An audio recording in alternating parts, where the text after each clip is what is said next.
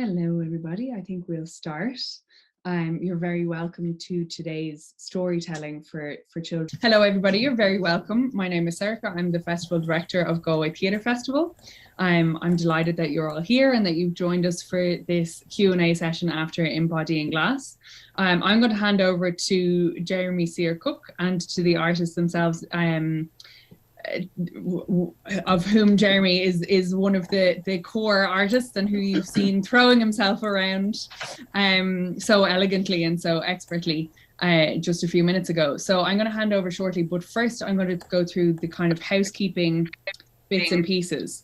For starters, we will be recording this. It will probably go up on YouTube for those who maybe missed it and who would like to come back to it.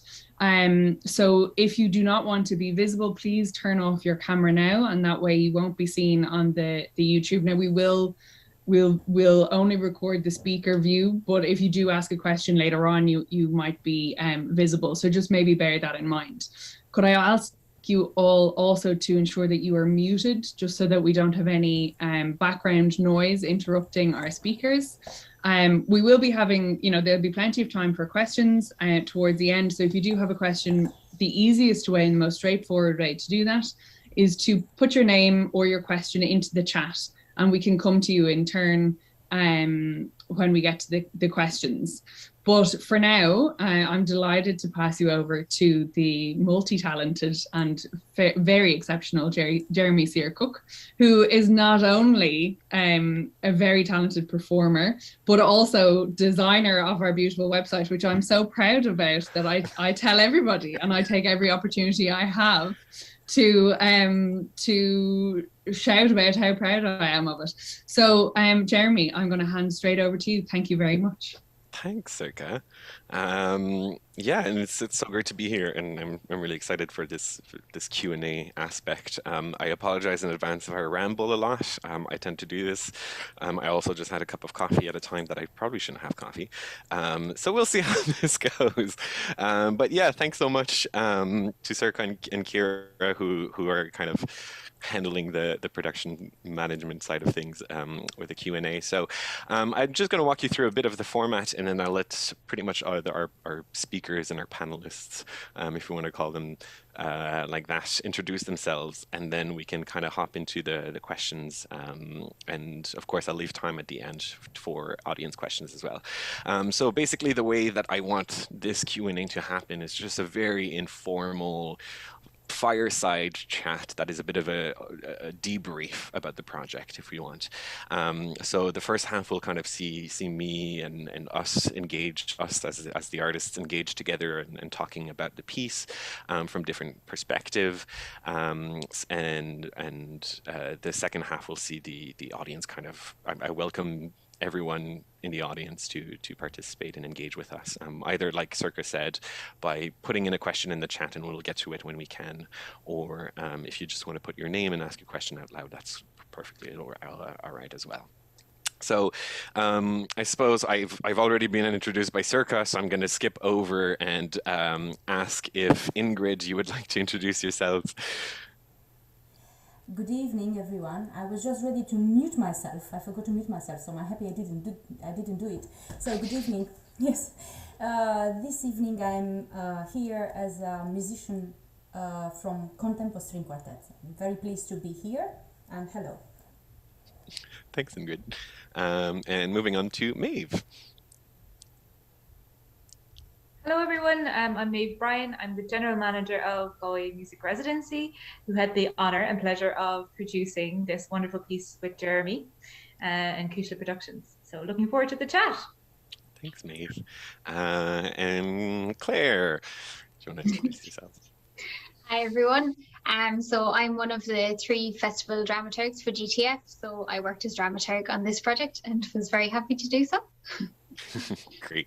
Thanks so much. And I know that Adrian will be joining us in a little bit as well. Adrian is another musician of ConTempo, and I'll let himself introduce himself in a little bit.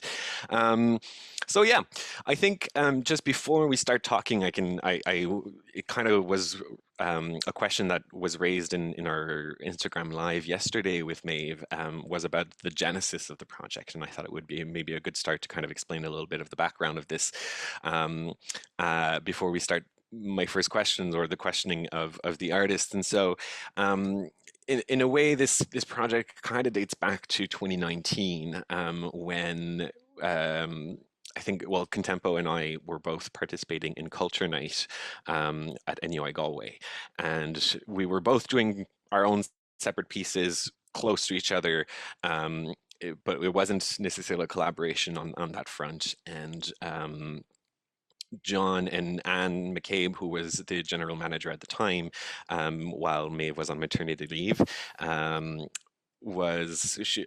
had approached me after that and had talked about a potential collaboration with ConTempo, and I got really, really excited because I was a big fan of ConTempo.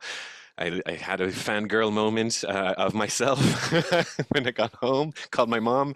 And yeah, and through our conversations, we realized that there was a bit of talk, and Philip Glass came in there, and I would have been very familiar with Philip Glass and his music in terms of other dance project or other dance theater projects movement.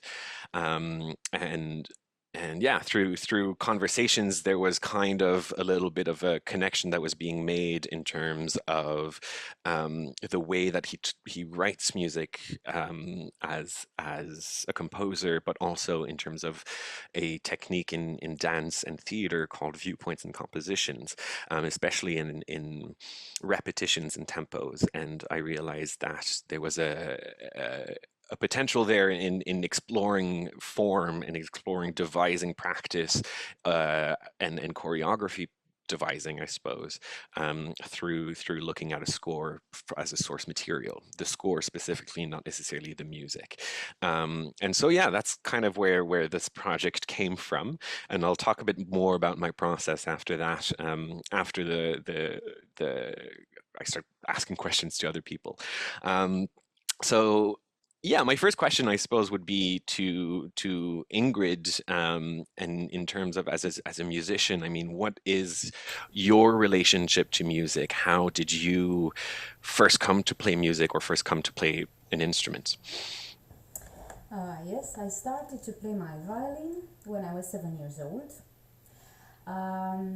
At first, I did not join in communist Romania. There were these schools for professional dancers or professional musicians. So you could start very, very early as 3 years old if you wanted to. But I didn't do that. My colleagues were already there when I have met them. My colleagues from the quartet were already there when I have met them. But I started on, shall I say, a normal school. And then I have decided later on that actually I should try to have music as a career. Was it a good decision? Was it not a good decision? Who knows? It was the decision I took when I was about 12, maybe, wow. I think. So anyway, at 12, when I was about 12 years old, I have moved from a state school. We call those schools general schools in Romania, to this music school, and it is there I have met my colleagues from ConTempo. Wow. No one in my family was a musician. My mother, she's retired now, she was a Romanian language teacher and a Russian language teacher. My father was an engineer, but they both shared this passion for music. And they would cultivate this passion for music in our home. We would go to listen to concerts at the Romanian Athenaeum. This is the most important concert hall in Bucharest. And slowly, this idea of becoming a musician arose. Also, I think, let's not forget that I grew up in communist Romania, and before 1990s, the political situation became quite tense in Romania. And because my father was of German origins, and we also had relatives abroad. This was a very dangerous thing, I have to say, during communist times. And also because my mother was of Greek origins, and basically we are not considered to be of healthy Romanian 100% origins. I think back there my parents thought that through music, if they would give me this option, I could somehow, if the political situation will become very, very bad, I could somehow leave the country easier. Wow. So it was like an escape ticket almost. Something like that as well. Wow. As well, yeah, as well as everything else. That's fascinating. And do you know, and do you find, I suppose, knowing that now, do you find that it kind of was removed? Like, do you feel that looking back that, oh, you were protected, or you were in your own musical bubble and you weren't necessarily paying attention to the political situation at the time? I think it was wonderful. Yeah. I really think it was a wonderful thing, a wonderful activity, hobby to have. And this hobby later on developed in a career, but it was a fantastic thing to do, as well as going to the theater. I remember during communist times, theater halls were packed, absolutely packed. Everyone was going to concerts, was going to theater plays, to all sorts of activities, because culture was the only way to stop becoming brainwashed. Really, so culture was that door that would give you freedom, basically. Yeah. Freedom that was non-existent in communist Romania. Wow. And I suppose, like, do you, in a way, do you still feel that way as a musician, that you still have a bit of that freedom as an artist, or?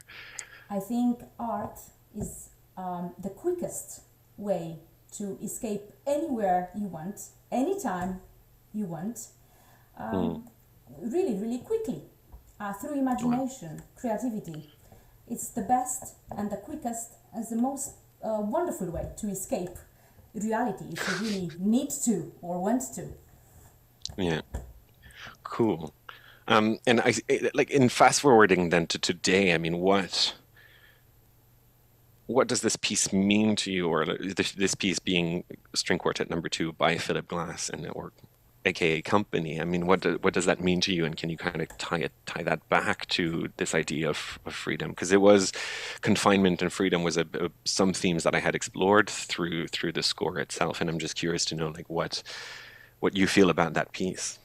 I think we have played this piece of music many times, and the very last time we have performed it, actually it was in collaboration with Visual Arts. It was before the lockdown started. The lockdown started in March, and we have performed it in January of last year in Brussels. It was a wonderful festival there, and we were invited. We've been there, and we have performed Philip Glass and another minimalist composer, Steve Reich, different trains, with having a big screen and visual art going on in the out there, and it was a fantastic experience. And I was just trying to think now. I was questioning myself: was this experience, Philip Glass with visual arts, different in any way than our project, Philip Glass and dance? And I think it was simply from the point of view that our project was a little bit more engaging. I could do my stretches. I wouldn't call it dancing, but definitely stretches. Yeah. So anyway, I like this piece of music. So Philip Glass is considered to be one of the greatest minimalist composers, and as any minimalist composer, his music is based on repetition. And basically, his second string quartet, also nicknamed Company, was not actually initially conceived as chamber music. It was conceived as a theater piece, interesting enough, for Samuel Beckett's novella with the same name, Company. And later on, Philip Glass decided that he is actually, he actually decided, I like this piece of music, it sounds good, I'm going to extract it and I'm going to make it as a standing concert piece. So this was the history behind Company. It is composed in four movements. It is about 10 minutes long. And it's amazing that all four movements are highly and closely related to each other because they are all based on an A minor chord. Yeah, very meditative, very retrospective. Basically it is a series of arpeggios in A minor that you hear again and again and again and again and again. And it is this hypnotic idea or feeling. And you start getting into it. At the beginning, for me, with all minimalist music, I'm at the beginning when I'm listening to it, I'm saying, okay, and again, all right, and again, and then something happens. It becomes mesmerizing. It's very attractive. It's hypnotic, and then I can't get out. It's very dangerous. It's a very dangerous thing. It really is. Yeah. So I think this is the thing with this piece of music for me. And it's also interesting from the balance point of view. As a chamber musician, you work all your life for balance, for how important one voice should be while you are performing a piece of music. Which one of the four lines is the most important one at the moment. Now with Philip Glass you might have a problem because at the beginning you might think it's all background music, it's all repetition, and I think no other voice is more important than the other, and you just need to become aware of a texture that is very different from the music of Mozart, Brahms, I don't know, Haydn, any other composer, because this texture from Company, from Philip Glass music is like how shall I put it? It's like all the colors are blended together. If we have to think of a painting, or if you are watching a landscape, if you are watching the ocean, the sea, every line is like a wave that comes back and out, and every single wave has the same importance as the other one. There is no wave is more important or less important than the other one. So I think it's the same, is this feeling for me when I'm listening to Philip Glass music. That's fantastic. It's so interesting, and then that idea of the wave did come back, and I'll get back to that in a second. But while we're on that question, and I know that Adrian has just come in, so we might spotlight him here as well. But I'm curious, the Claire and Maeve, I mean, your experiences in listening to Company not necessarily for the first time, but in listening to that music.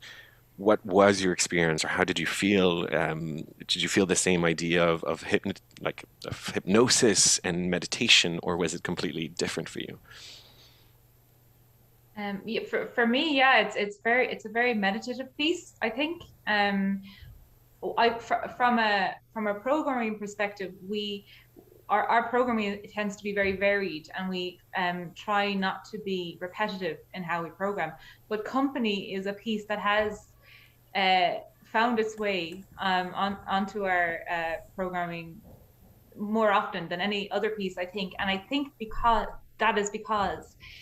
it is the gateway to contemporary music.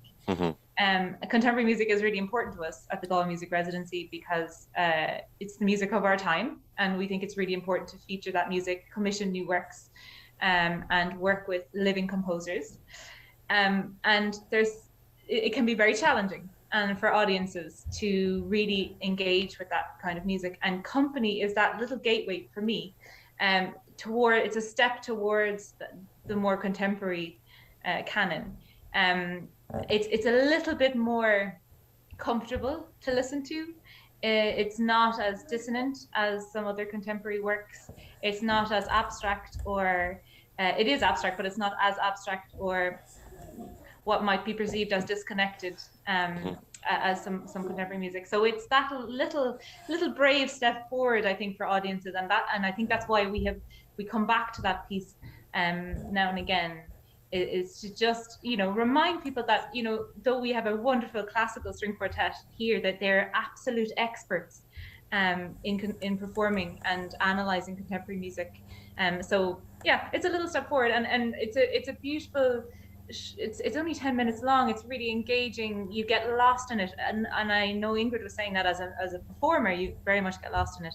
But I think as an audience member, very much you can get lost in it and be taken away to another world. And I always associate it with the sea, and it's interesting to hear Ingrid talk about it in terms of waves. I think we used this for a project, Creative Responses project, where we invited writers and artists to respond to ConTempo's performance of it. And one of the writers wrote this amazing piece about being drawn to the ocean, and I think that's really stuck with me. So that's a whole other conversation about how art can influence other art and influence there for the listener. But yeah, they're my little thoughts on the piece. Great, thanks. And Claire, I mean, if I'm just very conscious of time, so if you can shortly or briefly explain your own experience in listening to that music for the first time. Yeah, so I suppose a lot of my work with you, Jérémie, was kind of trying to analyze the piece of music and trying to almost work with it like I would with a dramatic text, trying to kind of mine it for clues to help kind of inform the theatrical decisions, and, you know, how maybe you'd go about embodying that piece of music, just trying to get those clues out. But I think listening to it, and I listened an awful lot to it with the score in front of me, and it's so mesmerizing that it's almost hard to concentrate on the score and on the specifics of each piece, because you just kind of get swept up in it and you just kind of get carried along and you're like, oh no, wait, sorry, I'm meant to be looking for this. So yeah, I think that word mesmerizing and hypnotizing and meditative, all those words, that was definitely my experience as well. Great. Yeah, I agree. And we'll get back to, I suppose, like the kind of dramaturgical work that we came back. But just before we go to that, then, and Adrian, now that you're here, everyone, this is Adrian, who's our lovely cellist as part of ConTempo.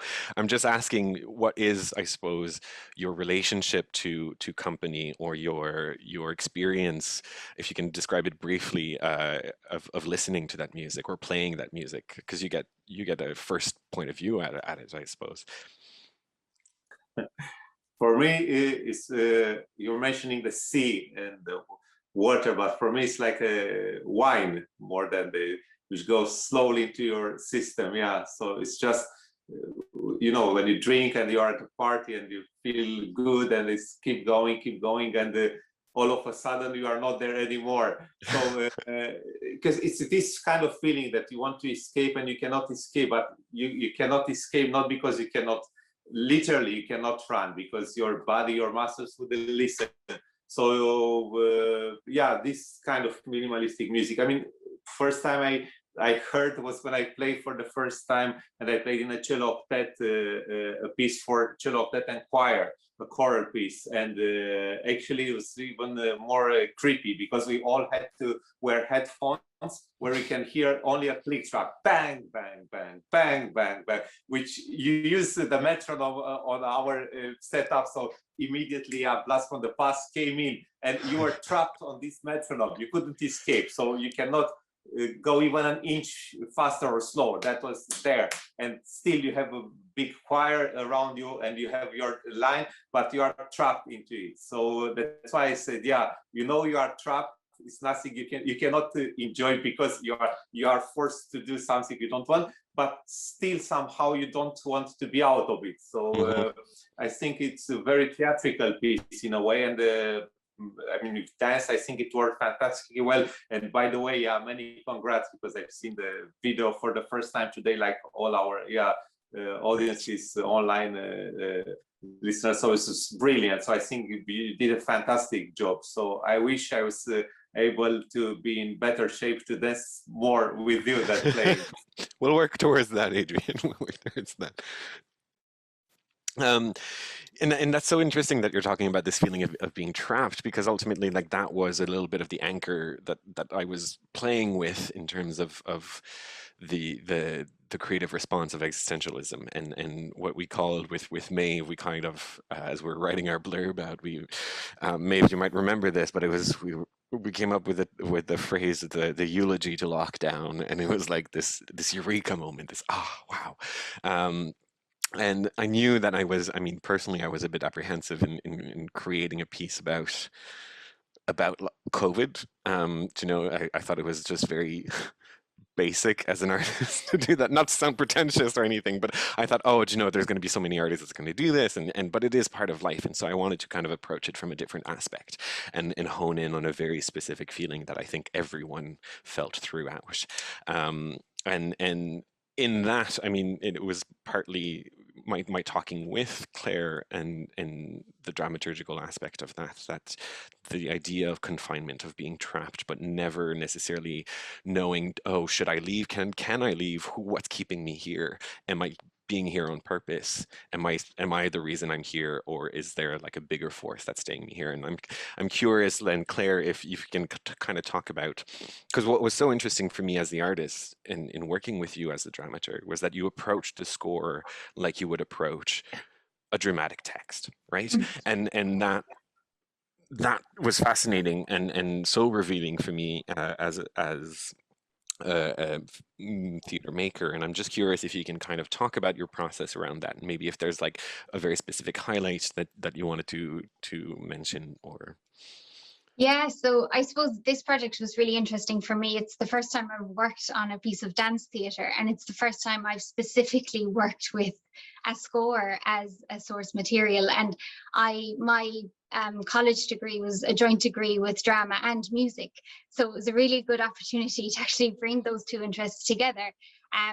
But yeah, so I suppose the interesting thing was the primary source material for this was the musical score, but then there was also the Samuel Beckett short story that was really useful to kind of mine that and get some clues in terms of the tone. There's even clues in terms of physicality, but I suppose coming back to that kind of entrapment, that story is, the character can't move anywhere. He doesn't know where he is. That feeling of entrapment within the story, which possibly is what Philip Glass took out from it.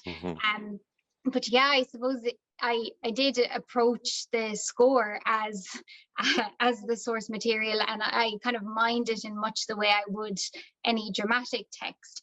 And it's really interesting because I'd never done that before, but actually the process is quite similar. It's just finding clues and just kind of digging down into different aspects of it, whether that's just identifying themes within it and where the variations of those themes come in, or like, I suppose a big part of the pieces, as already mentioned, is the repetition and what that does. And, when themes are repeated, but then slightly different. And I suppose it's this, like, all the different kind of clues that you get from it, whether it's changing time signature, or I think the rhythm, we discussed that quite a bit. I know I heard Philip Glass talking a little bit about when he's composing that he often plays with 2s and 3s, where he'll be doing, whether it's 2s on the left hand and 3s on the right hand, and we kind of talked about that, what that juxtaposition of those two rhythms do, and what it adds to the piece, and how you might go about embodying that rhythm and performing that rhythm. And yeah, I suppose, a lot of our conversation, Jérémie, was just trying to kind of find clues in terms of informing that whole idea of embodying the score, and what does that mean, whether it is literally just doing the notes on the stave, or whether the score is a lot more than the notes, and is the rhythm, is the themes, is the variations, is the repetitions, is the changing time signatures. And I suppose that was really interesting, finding all those clues within the text. And I suppose a big kind of thing that we came across was when we looked at the structure of the piece, and realizing that actually it didn't follow the dramatic arc 3-act structure, that actually by leaning into the structure that is inherent in the piece, which is kind of no structure, it's as if it could just go on and on forever. There's no beginning and there's no end. I think that unlocked something for the piece as well. So yeah, I think it was just that process of approaching it much the same way as you said, as a dramatic text, and just mining it for all those clues that we could possibly use. Yeah. And that's fascinating, and I'll jump on that and talk a little bit about my process, and I think then I can open up the floor to the audience as if questions come in. I have loads more questions to ask, but I do want to give the chance to the audience. But yeah, in jumping off of that, this idea of, you know, what is embodying the score, and when I first pitched the project, or with Maeve to the theatre festival, it was very much in my head was going to be, right, let's put the stave on the floor, and I'm going to just follow the notes. And I wanted to see what kind of story or narrative came out of that. And in talking with you then, Claire, it was that idea that, you know, embodying the score is much more deeper than that. And I kind of became very intimate with the score as a source material, that it wasn't necessarily, while I was using in part of my process, I was using, right, what is the atmosphere, what is the feeling that the music, when I listen to it, creates for me, and honing in on that maybe. But it was also very much so what you saw in the video and in part of the dance was very much what is written on the actual score. So I began kind of looking at the shape of the individual notes, and kind of looking, well, no, actually, first we looked at the different phrases, and that was a huge moment in our conversation, Claire, was this idea of like, right, there's phrases, musical phrases that are being repeated. So then what if you create like a movement phrase that you would then repeat, and then each movement phrase was then kind of developed out of the different motifs or themes or leitmotifs of the 3 versus the 2, or the da-na-na-na, which probably sounds nothing like the actual song, but that's what I kept hearing in my head, which Ingrid, you start playing in the very first movement, and then it kind of switches again in the third movement. Is that one theme, and I was kind of looking at the actual shape, and so the 3 versus the 2. So my first, I suppose, gesture that you see me do is this kind of thing where I get up and I stand and my feet are apart, and I wanted to play around with that 3 versus the 2. So the 2 became, you know, the 2/2 or the 2/8 notes. Those were my legs, and I was trying to recreate almost like mimetically recreate that shape, and then wanted to recreate that shape of the ta-na-na-na, if you want, with my hand in the heads. And I ended up, you know, doing, and I have my notebook here, and writing or drawing the notes or the different versions of the notes, and then like adding a head to them, or like feet and arms, just to see what it would look like in the body if I could recreate that. And another one was, you know, the triplet. In the second one, there's a moment where I kind of fall into a bridge, and I start turning around or spinning on that, and that was trying to recreate, you know, it came from the shape of the triplet that was there. And I looked at all of these different versions, you know, the rests and the equivalents of the duration, and the rest that lasts like one beat was kind of this almost half sitting with the arms up. I was recreating the sharp note like this. I was looking at the rest. So when in the fourth movement, I begin kind of sitting down and almost having no information coming from the body. And so it came from this kind of huddled position, whereas the body is silent. And I wanted to kind of hone in on that because the score was calling for that. The score starts in the fourth movement with the first and the second violin as not as a rest, while the cellist or the cello and the viola are playing.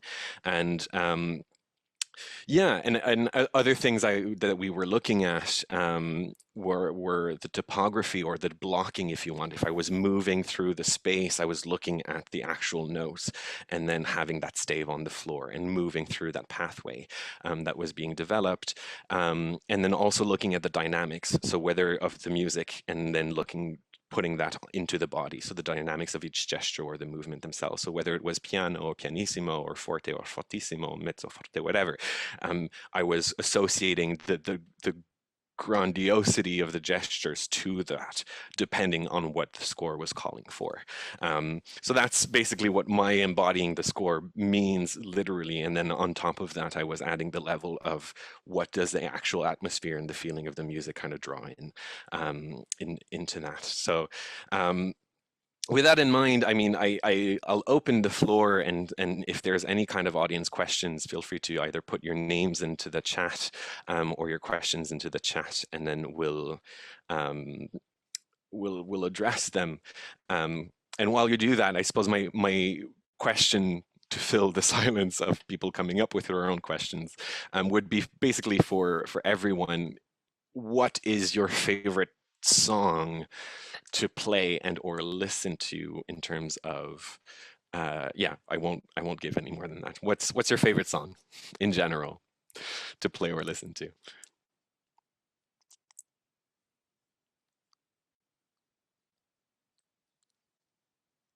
The silence. Okay, you think about that. So Dara O'Donnell, we have a couple questions. I'll just address those while you think about your favorite songs.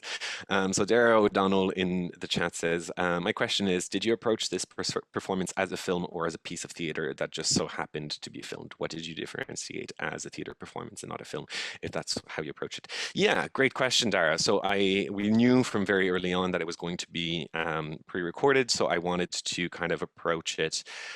This is my second COVID performance, theater performance, and to make it more theatrical in a way and more dynamic, I wanted to approach it more as a filmed piece of theater. And so I wanted to see what is the camera, what is the role of the camera as part of the piece. And so for me, the camera really became this representation of the audience, almost as if, and I had told that with the videographers, that I wanted the camera to always have that kind of breathy movement, as if it was the audience's ghost, the member of the audience's ghost in my space or in the space, kind of overlooking and peeking into getting this preview of our life into lockdown, both with the musicians playing, but also with the dance. Yeah. So I hope that answers your question. Fintan, you have a question. Yeah, actually, Dara stole my question, but I will ask another one. Just in terms of, can I ask a double barrel one? In terms of the camera and the use of the camera as opposed to, I use the word traditional theatre for want of a better word. Did you find it more restrictive, or did the restrictions make you more creative?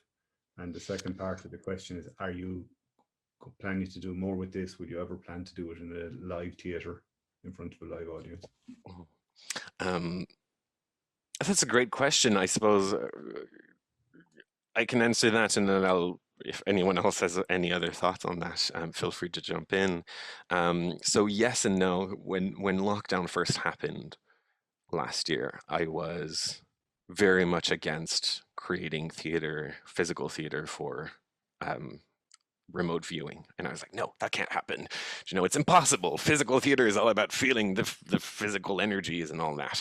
And I was driving home one day, and I remember thinking, do you know what? Actually, what's the only difference is that instead of having the audience being invited into our space as artists, which would usually be under normal circumstances, the audience is invited into the artist space, being the theater. The difference is that I'm now being invited into the audience's space. And so when I shifted my mindset around that, it became so many opportunities kind of came out of that. Now I wanted the audience to have this almost personal experience with me in this conversation, even though they can't necessarily touch or feel me in that sense, that they can still get from different perspective. The theater, and the theater being what I think a lot of people miss from the theater is that it is a three-dimensional space. And so you get, and I wanted to play with that three-dimensionality, I suppose, playing with the depth of it all, with the camera, which sometimes you can lose if it's just being filmed from one angle or something. So that made me think about it much more creatively, in a way. And then your second question was, is it going to happen live? I don't know. Galway, Maeve, you might want to pop in because you're a producer on this, or Galway Music Residency is producing this. So yeah, I think it would be a shame not to. It's hard to know when we can do it. I mean, as it is with any piece of work these days. But yeah, I'm pretty sure you'll see it on a stage in some form or other someday if Jérémie will have us. of course. And would Ingrid and Adrian, I mean, they're the musicians, would you be open to having it live? I truly hope so. There is hope for me to improve those stretches, definitely. So please, I'll be practicing every day. Great. Let's do it now, live. Yeah. All right, I'm ready. But yeah, that's great, and I'd love, there's going to be some rethinking how to do, but I would love to kind of find a way to do it live and still have it quite immersive on that front. Just to say that the setup in NUIG, that was a brilliant one with the wall behind the stage. I always saw that it's such a theatrical place, so I think, I can see this, being performed, regularly in the theater there. I mean, a lot of students and the people from the city, so easy walks into the university. But yeah, fingers crossed. But I got lots of messages asking me about where the setup was and what kind of cameras, because I mean, you have to say that you're a camera guy also as a dancer, as a creator, and you did a great job. So you might think, moving to a new level, a new career path, more money as a camera guy. That's it. Because everything is online, so we need the camera crew to every single performance. But I mean, being serious, this is a brilliant job you've done. I mean, we have to say that Jérémie did film everything and they come up with all those ideas how to do that, which is like not another job, another team. So you are a multiplicity talent. So thanks. Well done for this one. I do have to, well, thanks, and I do have also to credit Morgan Creative, who were fantastic in kind of making my vision come true on that front in terms of the dance theater aspect of it as well. I wasn't, I'm not going to lie, there was a point where I was thinking, I was in rehearsal and I still have that footage on my phone of me. I was like, what if I hold the camera? What if it's like a selfie and like I dance around the selfie? And like that was ruled out very quickly, let me tell you. But it was thought of. So just a couple of notes here in the chat. Mairead Fullen says, great lighting design. Yeah, thanks, Mairead. Sarah Timmins was the lighting designer on that, and poor designers. Every year there's at least one designer that I trouble with, like the most absurd questions and requirements, and I'm like, make the stave out of lights and it has to be on the floor, go. And through conversations we came up with this idea of the grid, and it does look great, and I'm delighted with how it went. Rachel, we'll get to you in a second. Catherine Denning says, I really enjoyed the work, thank you all so much. I thought the lighting was fabulous. Could you speak a bit about and what stage and what stage it came into the production process? Yeah, so earlier on, kind of like I was saying there, earlier on when I knew that I wanted the stave to be somehow represented through lighting and to be on the floor, and to establish this idea of the space and the confinement of that space. And so in speaking with Sarah, who I think is in the audience, say hi, Sarah, if you are. Sarah and I just had a bit of a chat, and then we came up with the idea of the grid fairly early on. And correct me if I'm wrong, Sarah, but I think it was like, within the first 3 weeks of the process, because the choreography somewhat depended on it. And Sarah, who's just brilliant. I think this is our third show working together, and Sarah's brilliant as responding to that. But yeah, do you want to, I suppose, since you're here, do you want to just give a couple phrases or sentences about it? Sure. I won't start my video because I was just jumping in to be nosy. I wasn't prepared for my moment in the spotlight. No, that's all right. But no, Jérémie reached out to me back in November when we were working on another show. And yeah, it just kind of came out of nowhere. He rang me one day. He was like, right, I want to do a stave on the stage. I was like, okay, sure, leave it with me. We got this. And no, it was a great experience, because then working from that and then getting the musical score off Jérémie and knowing that it was going to be filmed, it was such a unique experience to be able to work with the dance and know the musicians are going to be live, and trying to figure out how to light the space in such a way that the lighting wasn't going to be intrusive on the filming, while also having an impact in someone's sitting room. Yeah. Because lighting for film, I've discovered, to theatre is very different. But no, it was just, I don't really know what to say, but it was a brilliant experience and I loved it. And yeah, I worked with Jérémie to try and understand the flow of the music and get the lighting to connect, get the grid to come up on different beats. So it all just felt like one embodiment happening around the space, and it was all connected and intertwined. And yeah, it was a beautiful experience, and I love to be back in the space. So I really appreciate you welcoming me back into the theatre. Thanks, Sarah. It was same, yeah. Always a pleasure working with you. So I'm just conscious of time here, so we'll hop into Rachel Bolt. Sorry, Rachel, do you wanna pop in? Yeah, I'll be really quick. And Adrian, you actually kind of already answered my question. But well done, everyone. Well done, Sarah. Well done. It's an absolutely gorgeous piece and so well executed.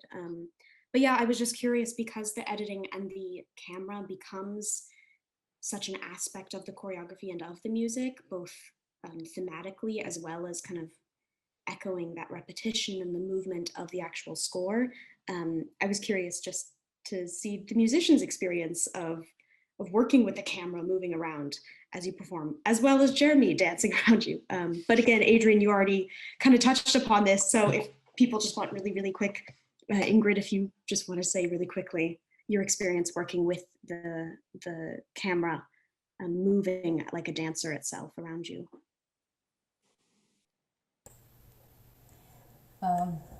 I have enjoyed it. I have to say that I'm always a fan of getting out of the box.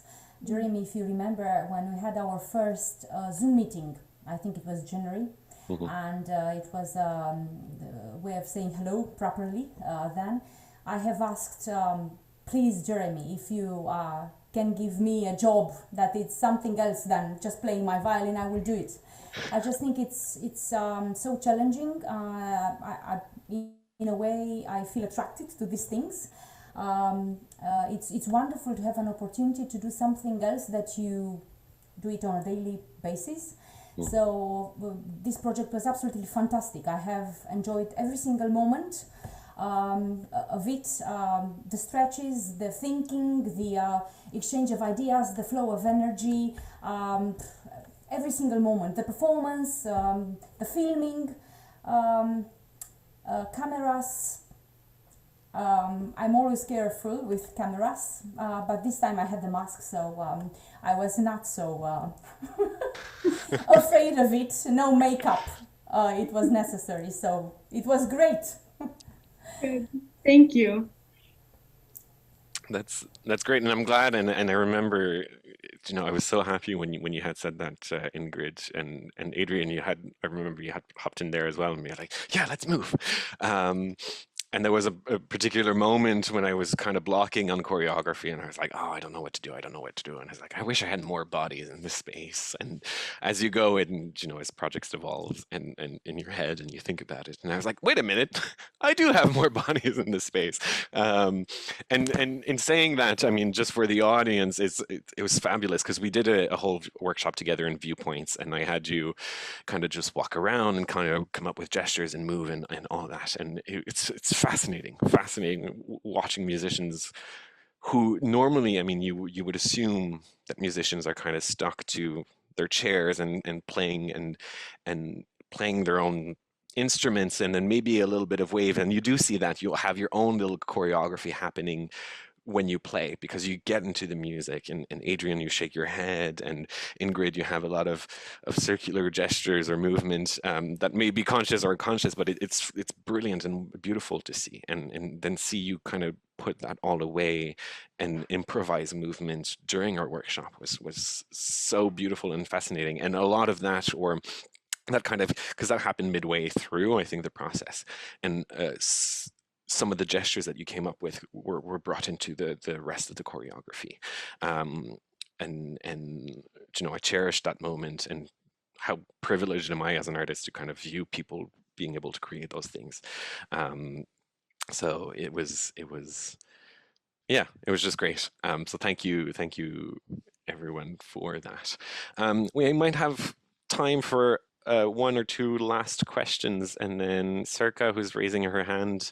Hello, I have a question that kind of Mairead Fowlin has just sort of mentioned it. The polo neck and the use of the masks, and kind of the impact of COVID on all of this piece. You know, you said you started talking about it in 2019. You've talked a huge amount about working with Claire in I suppose linking your movement to the music, and how the repetition in the music brought out the repetition in the performance and in the dance. But I'm really interested to see, like, at what point did the repetition of our lives in COVID start to come through that? Was that kind of an organic process, or, you know, I'm kind of interested in how that all kind of played into each other. Yeah. So this piece was originally going to be in early 2020, if I'm not mistaken, in the summer of 2020. That's when we had planned it, and of course, then lockdown happened, and we had to push it back. And in a way, I always like to question theater makers, you know, why now? Why are you doing this now? What is it about this? And this was always going to be just kind of this smaller experiment. And then the more I thought about it, in that was kind of in the fall of 2020, the more I thought about it, the more I was like, wait a second, like, there's a clear link here between the repetition of the music and the repetition of lockdown and our daily lives, and like this existential crisis that we're all kind of going through, and being on our couches and thinking about, like, what am I doing with my life, you know? But then the deeper question with that came of existential crisis, you know, comes like, oh, well, my life before was quite repetitive, you know, where am I going now? Where am I going after this, and after all of this repetition and blah, blah, blah. And COVID put a magnifying glass on that. And so I wanted to expand on that, and I wanted to use that, I suppose, to our advantage, and in a way, you know, talk about the elephant in the room and be like, right, COVID is here. We're creating this in COVID. We've all lived through this. So instead of pushing against it, just completely leaning into it fully and saying, you know what, this piece is going to be about COVID, in the sense that it is happening within COVID purposes, and that the lockdown has allowed us to have those crises, all individually in our own spaces, but communally, in the sense that we've all lived through it together over the past 12, 16 months. And with the mask thing, then, yeah, it was just health and safety, and again, just kind of leaning into it. And there's almost something like futuristic about the fact that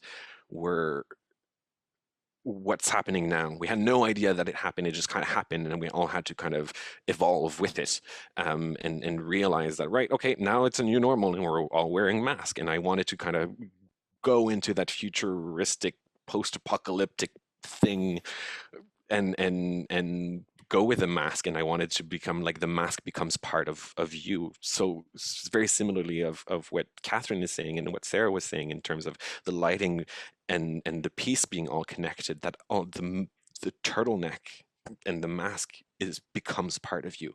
It is part of the larger image, and that's how we're living now. And I wanted to play with that a little bit. So that's where those ideas came from.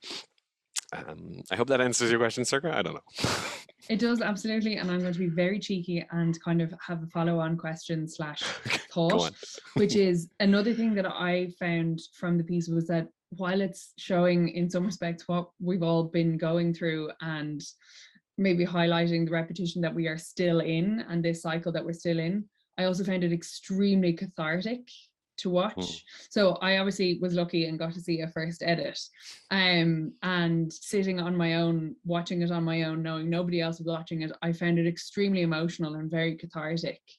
And so the idea of it being performed live, maybe after all of this has happened, when we are able to be in a space with other people, I can imagine the extent of the catharsis then, when it's actually looking at the repetition that we've just experienced and how we have now come out of it the other end.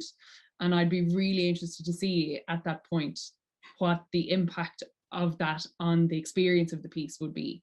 More of a thought really than a question. That's great. Yeah, no, I'll keep that in mind, and I'll schedule a bit of rehearsal time in by the end of the year and rethink the piece with that. But thanks so much. Any final questions? Have you had the time to think about your favorite song to play and or listen to?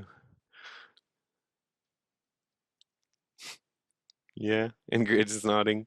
That's a really hard question, Jérémie. I know, I'm sorry. That's the existential question. There are too many of them. That's fair. My favorite at the moment is Sell Up by Starlight, which is a jazz standard, but it changes.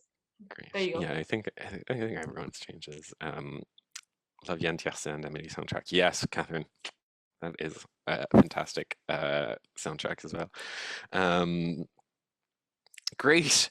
Well, if no one else has any other question, I think I might just start wrapping up. I could talk about with you everyone all day, but I don't want to keep anyone past the hour. So thank you everyone for watching. And of course, if there's any other thoughts or questions or